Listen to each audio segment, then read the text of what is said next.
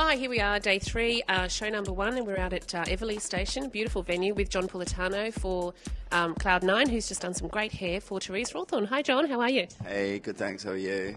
Good. So this is looking a beautiful show. Tell us all a bit about the hair that you did for us today. Well, I think Therese's inspiration was a girl goes on a road trip. So I think Therese took a road trip and she went to the States and went out to the desert and places like that. So she was really inspired by this sort of dry aridness and sort of whatever plant life was or is left out there that's kind of dry with lots of texture through it. What we did was we filled the hair with Redken Body Full and just dried that in to create a really fluffy kind of dry, arid texture.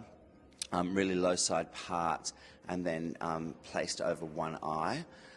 Kind of a bit like tree branches, but obviously softer and much sexier. And then we did a little ponytail at the back, but what we tried to do was just do a little spin on the ponytail and just kind of bring it up and around. So it really, took it away from that sort of ponytail genre and kind of just made it more of an art piece.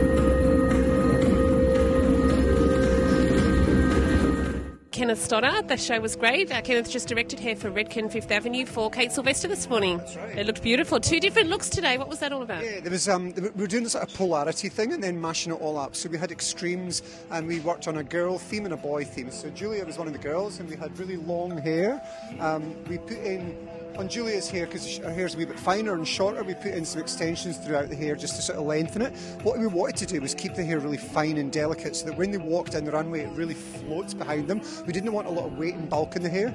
So what we did with the girls with the really thick hair was we actually took a section right underneath and cornrowed a big sort of triangular section underneath here and then pinned it flat to the head. The boys is the look over here, and we kind of we used the gel for men, and we slicked the hair from a really low side part into like a tight knot at the back of the neck, really low, and then just twisted it into like a tight knot and pinned it with pins. And that was that. So we've got that really sort of slick, sort of open face. We kept the hair on the hairline, so it keeps the face really open. And then we've got the contrast in the girls, and then she kind of just mixed it all up in the styling, and it was like boys and girls and girls and boys, and you weren't quite sure, high shoes, low shoes, long hair, short hair. It was great.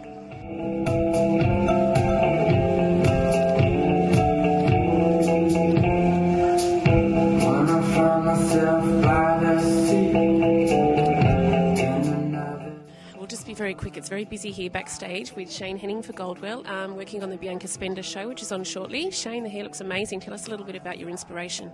Well, what Bianca wanted, she wanted the girls to look like they'd come out of an enchanted forest. So the look of the hair is really to be this ethereal, sort of whimsical, raw textured type of feel to it. And what we've done, we've put some hair wefts in, 2 different coloured hair wefts to add a little bit of colour into the look.